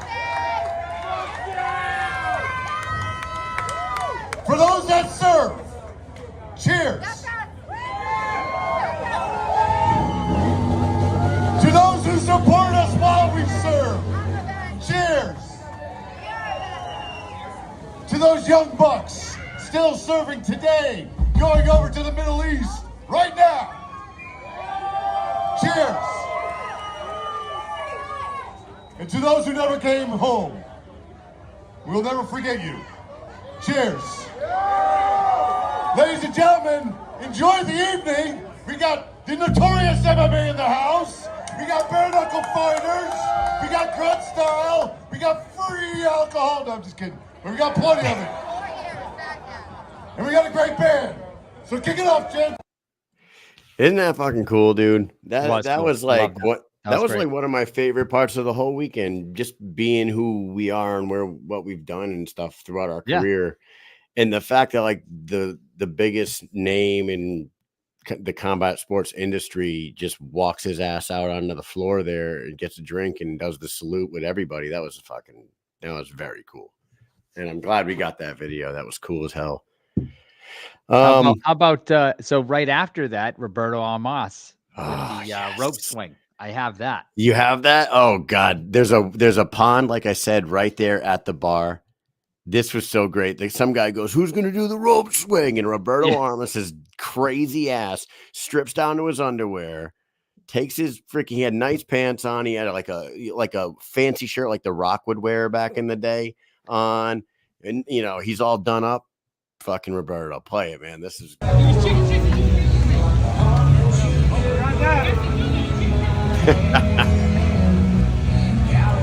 Yo, any last words? I don't know. Why are you guys doing this? Good boy, you, sir. why you doing? Have you ever done one? I gotta go. Man, what a blast this place is. This place was so much fun. Always motorcycle. They're burning out over there to the left. The road where they just burn out all day long. Every day they just burn out. It's so crazy to me that they just stay there all day and just burn out tires. Like, I couldn't stand there for more than 5 minutes watching that. But they were there all day the first day, and then we got there the next day at 2 a.m. They're still there. Fucking smoke everywhere. I was like, how can you do this all day long? But they do it, and they love it. And they just, dude, like when I was at Myrtle Beach, They look at me and go, how can you watch combat sports all day long? And I go, how can you just fucking go in circles on your bike and burn your tires out? Well, Joe Ivy says that doesn't look like the healthiest water. I mean, you have to like kind of know that you're going to actually that was place from like a that spring, with hepatitis, maybe. You know that? They were Was saying it? that's fed by a spring, yeah. Oh, really? I didn't even know Because we that. did get That's into weird. talking about that because I was like, "You just jumped in that awesome water with your brand new cut you just had sewn up," and he was like, "Oh, man, I didn't even think about that," and I was like, "I Yeah. did." Welcome to hepatitis, motherfucker. "Yeah, you're gonna die soon. It's already going to your brain, so you better have a really good night." Man, we do have more. I mean, let's Look at this. There Hey, he out the is next right there. morning. And he said, make sure you do not That's after 2.5 show hours of the sleep. yeah, and that's after 2.5 hours of sleep prior to him rolling on the floor for like 20 minutes I got doing that jujitsu. video too. He said not to send. He just said, do not show the video of me rolling. Don't I do could that. show 3 seconds of it just because it's It funny. was so funny. Yeah, man. Do we want to talk? I mean, there's some more fights. We're an hour and a half into the show right now. I did want to talk about Creer and Atchison because Yep. Creer and Atchison, I got to say this, man. Creer lost a fight, but that dude is extremely skilled in that 205 division. And what I was like, it was like a tale of two fighters, you know what I mean? Like a technical, like very slick, good defensive fighter in Joe Creer, who had like fantastic footwork and head movement the whole time, very elusive, hard Head to movement, head movement. hit. Head movement, yeah. Edmund, whatever the hell his name is, would have been Diverdian. fucking, yeah, he would have been real proud of him. Anytime I hear somebody say head movement, Head movement, in my head head, movement, I have to head movement, automatically head say head movement. movement, head movement, head I movement. actually thought it when I said it, I was thinking Every head single movement. time. I'll never Dude, forget that. but it's that guy. It's that dude that has the slick footwork and the slips and the shoulder rolls and the fucking head movements and all that stuff against this giant hulk of a fucking dude that has just come forward and he's a powerhouse and just throws power shots the whole damn fight. And that's really what it was. Like Atchison was throwing like bombs the whole damn fight. Like and I thought he was done after like a yes, couple and rounds. after the second round, I was like, Creer's gonna win this fight. That dude is gassed. It's 90 degrees out here right now, and he is Not so so big, and he weighed in at 204.8, but he had to be 225 when he walked in there, 230 when he walked in there, man. I don't believe he was anywhere close to 205 when he walked in there. But he came out in the third round, dude. And Atchison proved that he can go and that he's not going to gas out. After that second round, I thought he was smoked. And I think everybody thought that. And I was like, man, Creer is just doing his thing right now. Even though he got dropped in the second round, right? Atchison dropped him in the second and took that second round. But if he didn't drop Creer with that shot that he landed, he was going to lose the round. Right? It was the knockdown that won him the second round. Third round, he came out with a second wind and just like was putting shots on Joe Creer. And I was impressed. I was impressed that Atchison had the gas tank that he had and then ended up going all five, even though Joe Creer started piecing him up a little bit, not too much. What I wish Creer would have done was throw more combos. He was throwing like one or, one, twos, like little, he never let his hands go. And I think that he's definitely worried about being caught by that power. Yes. And that is something to be scared of. It's for sure. But he was closing up Atchison's eye. He's trying to get in and out, in and out. Yeah. He was picking apart his eye. And I think once he had Atchison's eye beat up a little bit in like the fourth round, I thought that Creer could have let his hands go a little more. He kind of had Atchison a little, on his heels with that eye being all fucked up and being so late in the fight. But he never really put too much together. Kind of let Atchison do his thing the entire time. And it was a close fight, but it was the two knockdowns, dude. And the two knockdowns, the second knockdown that Atchison hit him with, I got to give Creer props, man. After rewatching the fight today, that was a fucking club that he hit him with. Like he cracked him and he got right up. And I'm like, phew. No, win or lose, win, lose or draw here. Both of those guys are people to contend with in the 205 division. Now, I don't know what they do next. And actually, Mike Kanowski in the comment section, I actually said that to Q. I was standing next to Q, and as soon as the fight was over, I was like, you know what? I would make Atchison Camozzi right now.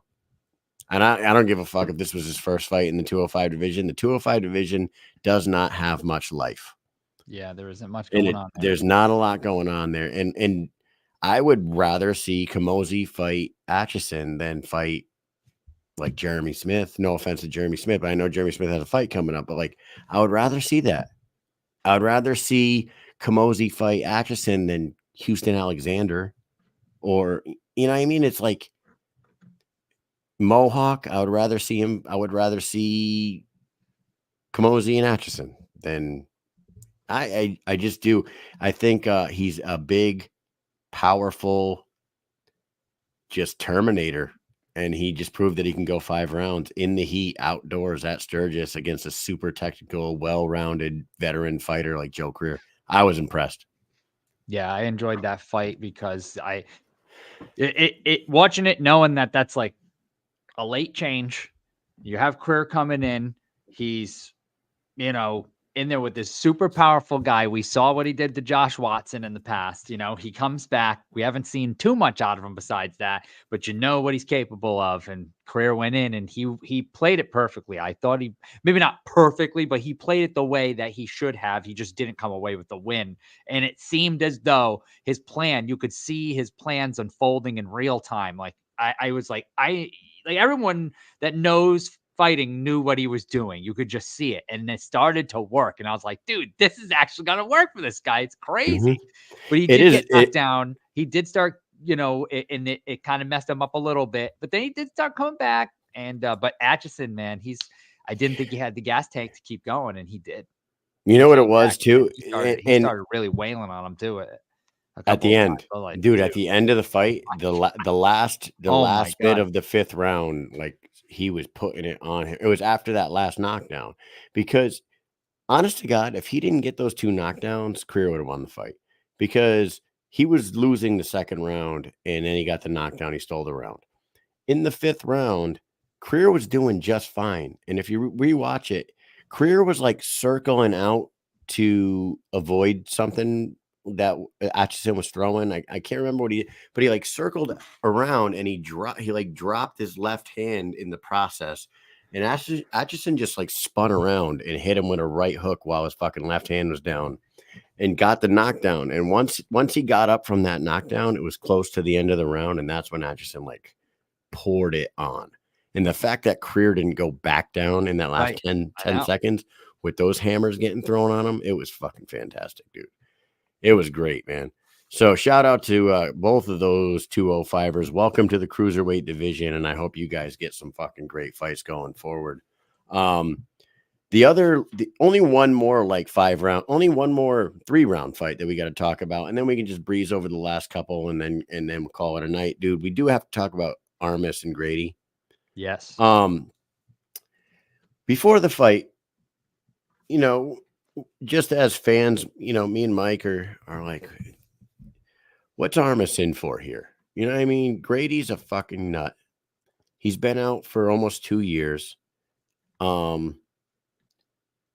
He is a wild, come forward, throw like not the most technical punches in the world, and he will go head first into your face in the clinch every single time. He'll try to back you up against the ropes, make it super dirty every fight. Did Roberto, have that same tenacity? We've seen him do great things in the ring, but he hasn't had to fight a wild card like fucking Shady Grady, who you never know what he's going to do. Dude, Roberto was the aggressor the whole fucking time. Yeah. Roberto made Shady back up. Roberto was landing fucking bombs on his pretty ass. much at will. At will. And you know what? The 2nd round, they stole 2 knockdowns. He should have had 6 knockdowns. And I think he had 4 knockdowns in the 2nd round.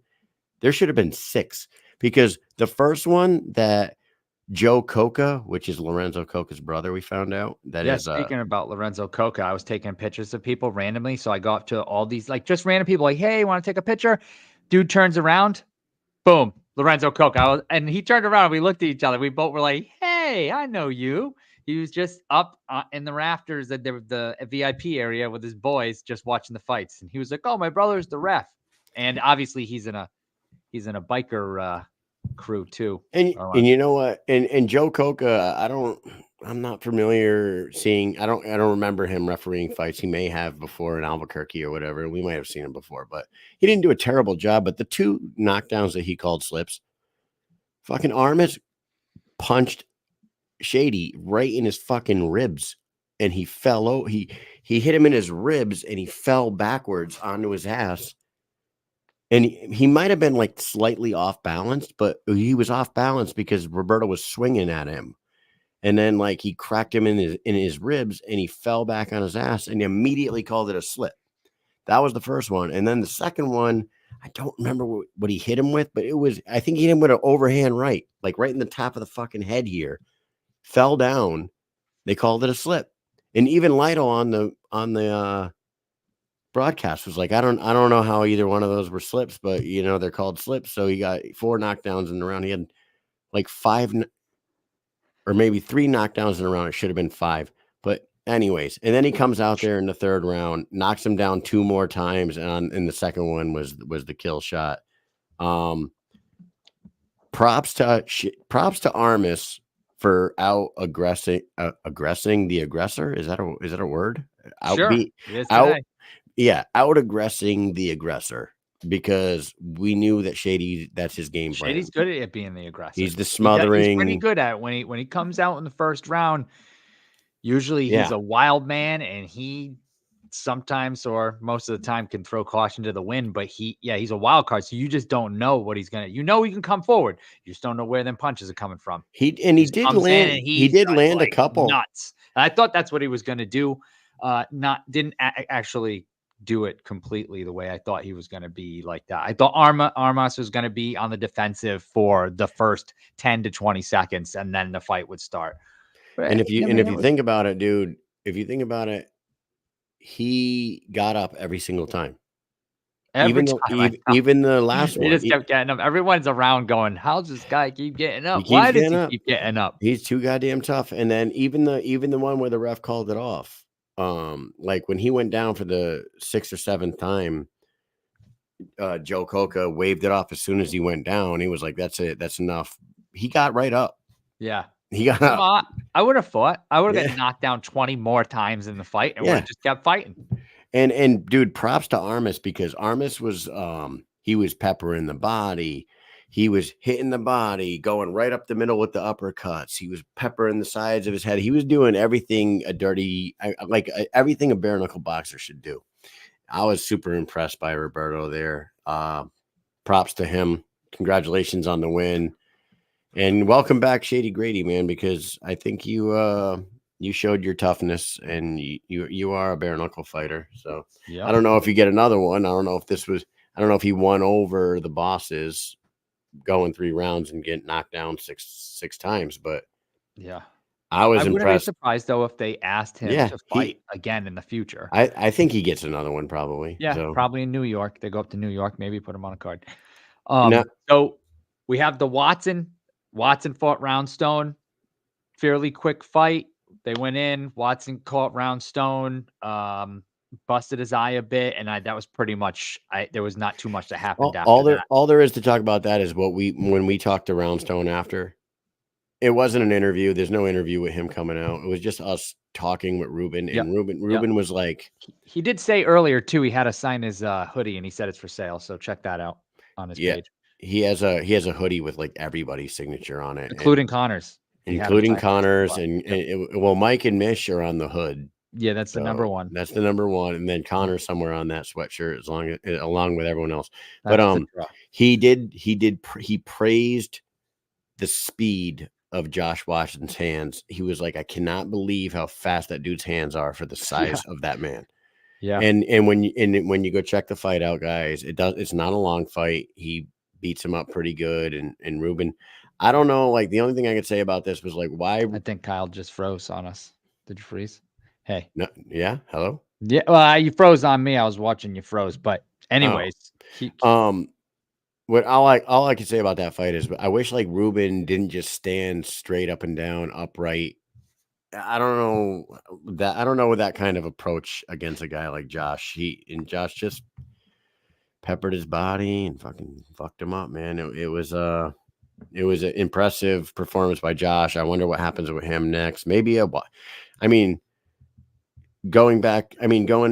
to Zach Kalmas and Ryan Shaw. We don't have to talk about that one too much either. Zach went out there and did his thing again. He got himself a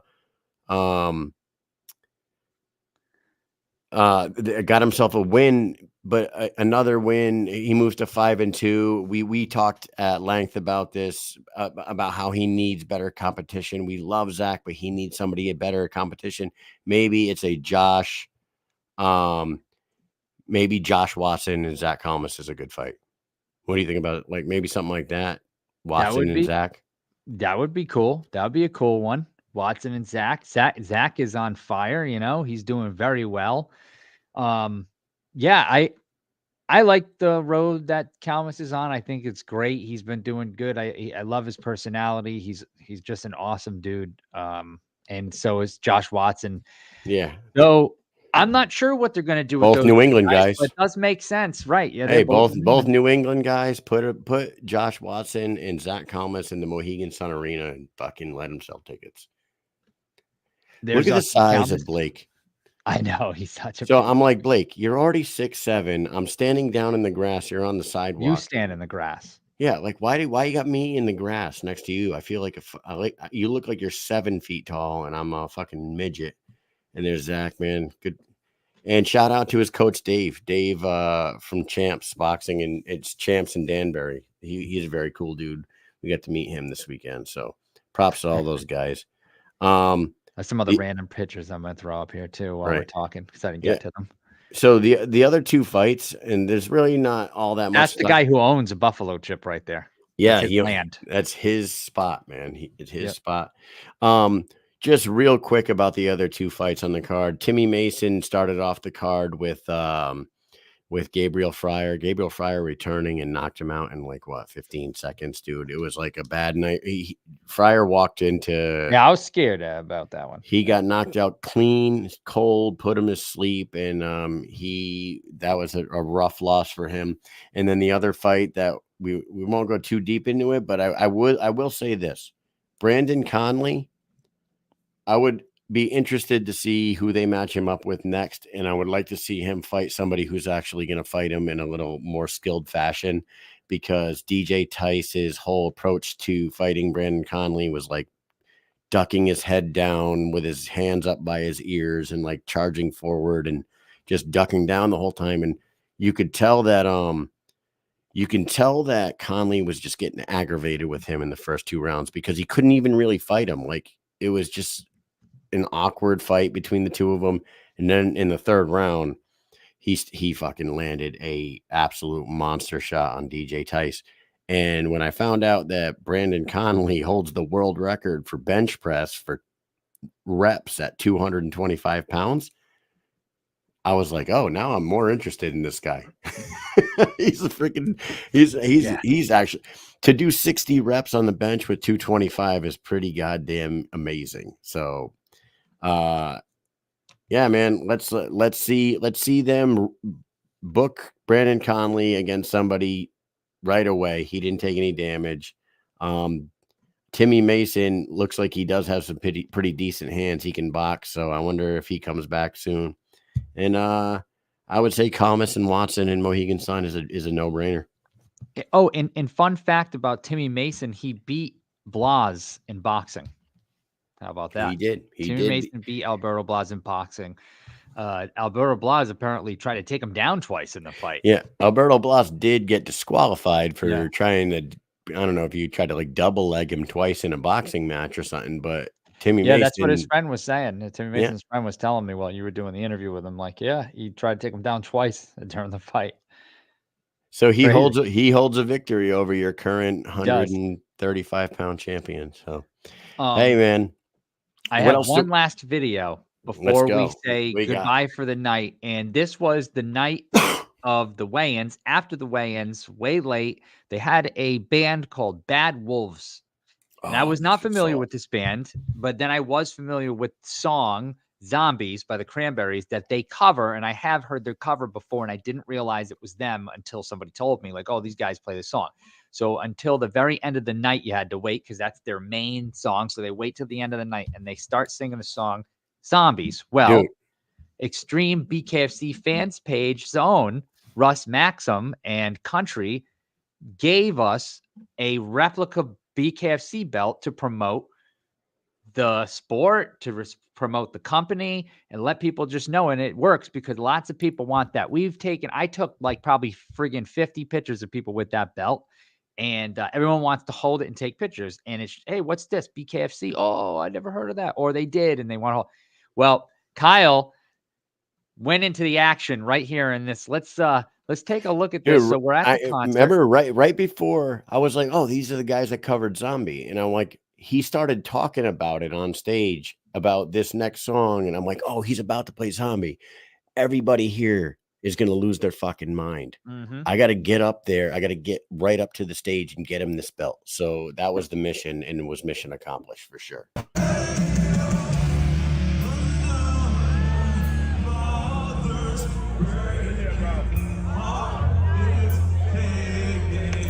It's so crazy too, because it's like right away they just throw bands on. Right after the fight, Dude, there was a shitload of people there too. You look at the belt come in right there.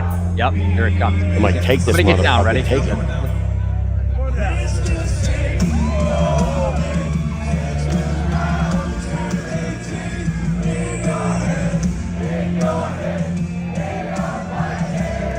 This part of the show might get muted. Yeah, buddy. Listen to everybody sing the chorus, though, dude. Yeah. This song is so Here we go. iconic. I'm gonna turn it up so everybody cover your ears. Ready? Let's